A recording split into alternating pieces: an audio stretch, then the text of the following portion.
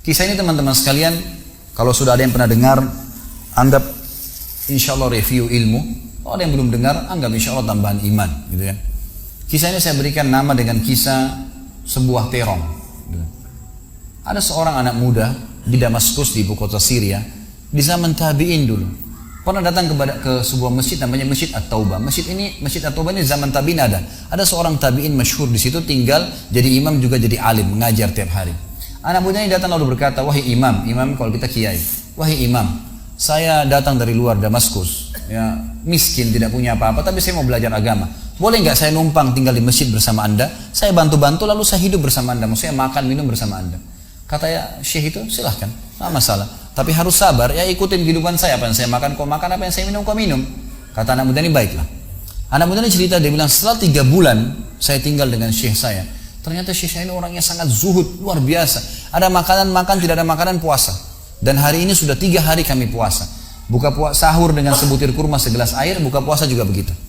Tapi ini sudah hari ketiga, syekh saya masih kuat, saya sudah tidak kuat lagi, dia bilang. Saking tidak kuatnya saya bungkukkan punggung saya, menekan perut saya supaya lapar saya hilang.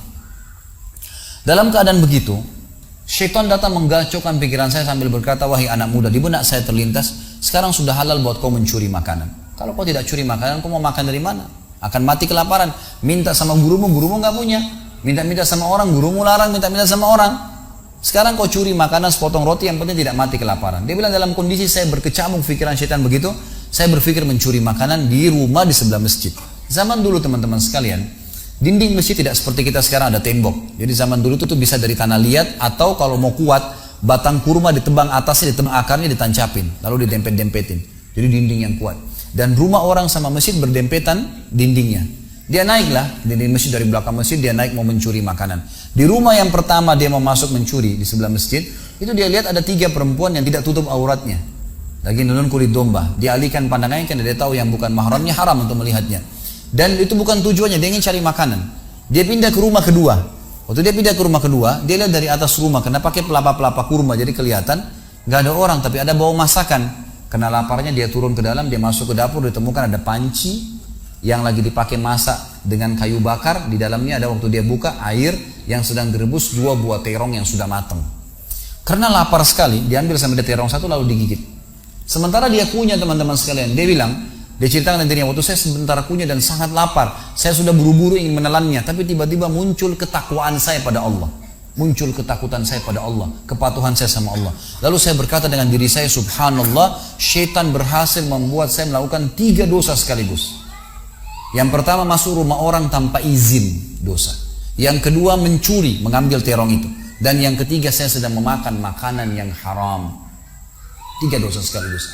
Maka dia bilang, tidak mungkin Allah membuat saya mati kelaparan karena meninggalkan yang haram. Karena Nabi Muhammad SAW sudah bersabda, man taraka sya'nillah abdalahu khairan min. Siapa yang meninggalkan sesuatu karena Allah, Allah akan gantikan yang lebih baik darinya. Lalu saya lempar gumpalan makanan terong itu ke lantai dapur tersebut, lalu saya kembali ke masjid. Dan masih ada pengajian, saya tidak bisa tangkap apa yang sedang dibahas karena laparnya. Waktu bubar pengajian, dia bilang, guru saya duduk di kursinya, saya pun duduk di tiang salah satu masjid. Ada satu orang tua di belakang masjid. Lalu masuklah seorang wanita dari pintu masjid bercadar, berbicara dengan guru saya sambil guru saya menundukkan pandangannya. Setelah itu guru saya mengangkat kepalanya lalu melihat ke arah saya dan memanggil, kesinilah muridku. Datanglah saya, kata anak muda ini. Lalu ditanya oleh guru saya, apa kau sudah menikah? Dijawab oleh muridnya, belum. Lalu ditanya 2 kali, apa kau ingin menikah? Dia tidak jawab. Apa kau ingin menikah? Tidak jawab. Sampai 3 kali, apa kau ingin menikah? Dia tidak jawab. Lalu kata anak muda ini, wahai imam, wahai syekh, ya guru saya setelah Allah subhanahu wa ta'ala, hidup saya bergantung pada anda. Apa yang anda makan, saya makan. Apa yang anda minum, saya minum. Sekarang sudah 3 hari kita tidak punya makanan dan minuman, puasa. Dan saya sangat lapar. Kalau saya nikah, saya mau beri makan dari mana istri saya? Lalu kata syekhnya, ini perempuan di sebelah saya yang bercadar baru selesai masa iddah meninggal suaminya 4 bulan 10 hari. Dan dia ditinggalkan harta yang cukup, dia masih muda, dia takut fitnah. Dia ingin saya carikan jodoh, saya anggap kamu cocok. Kamu mau? Dia bilang iya. Tanya perempuan, kamu mau? Dia bilang iya. Syekhnya keluarin kendi dari kamar, dikasihkan jadi mahar, panggil walinya perempuan, panggil 2 saksi, kalimat akad, selesai. Hitungan menit nih. Lalu kata syekhnya, pulanglah ke rumah istrimu. Saatnya sekarang kamu pulang, udah. Nanti kalau mau sholat, mau ibadah, silakan datang ke masjid. Sudah nggak perlu lagi numpang di masjid gitu. Pulanglah dia sama istrinya. Dia ceritain, dia maksud saya jalan sama istri saya masih malu-malu, baru nikah. Dan ini kan memang hitungan menit nih, ya. Dia baru tadi kelaparan, tiba-tiba sekarang sudah nikah gitu. Dia bilang saya jalan, keluar dari masjid, lewat di rumah pertama yang dia tadi manjat mencuri, mau mencuri, dilewatin sama istrinya. Begitu masuk, tiba di depan pintu rumah kedua yang dia manjat, gitu kan, istrinya berhenti, buka pintu rumah lalu berkata, masuklah suamiku, ini rumah kita. Rumah yang tadi dia mencuri nih. Maka dia pun bilang, saya masuk ke ruang tamu, saya melihat di atas, ini benar rumah tadi yang saya masuk mencuri. Istrinya bilang, wahai suamiku, tadi saya dengar Anda sudah 3 hari nggak makan, mau makan? Dia bilang, iya. Istrinya masuk ke dapur, ditemukan apa? Panci terbuka, terong yang sudah digigit. Ini kisah nyata nih. Tiba-tiba perempuan ini bilang, siapa yang makan terong saya? Spontan, gitu. Teriak gitu kan. Pada saat dia teriak, maka si laki-laki ini mengucapkan kalimat begini. Ini dari saksi bahasan kita. Dia mengatakan, kesinilah istriku. Demi Allah begini ceritanya. Kronologisnya saya manjat, saya turun, saya lapar, saya makan. Dan demi Allah sebelum saya telan, karena saya takut sama Allah, saya lempar ke dapur, ke lantai dapurmu dan belum kering tuh. Gitu kan. Maka perempuan ini mengucapkan kalimat, saya berharap semua muslimah di belakang sana juga punya iman seperti ini. Kata para ulama, ucapan wanita ini perlu diukir dengan ukiran emas, karena menandakan iman yang luar biasa. Kata dia, wahai suamiku, engkau meninggalkan segumpal makanan haram. Allah jadikan makanan itu, pancinya, rumahnya, pemilik rumahnya jadi milikmu sekarang.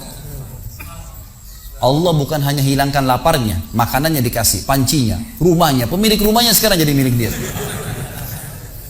Orang yang bertakwa kepada Allah diberikan jalan keluar, teman-teman sekalian. Jadi bertakwalah sama Allah, hanya patuh dan tunduk kepadanya. Semua yang baik di mata Allah, semua yang buruk juga di mata Allah SWT. Dan jangan pedulikan urusan dunia ini, jalankan sesuai dengan apa yang Allah SWT inginkan. Allahu a'lam.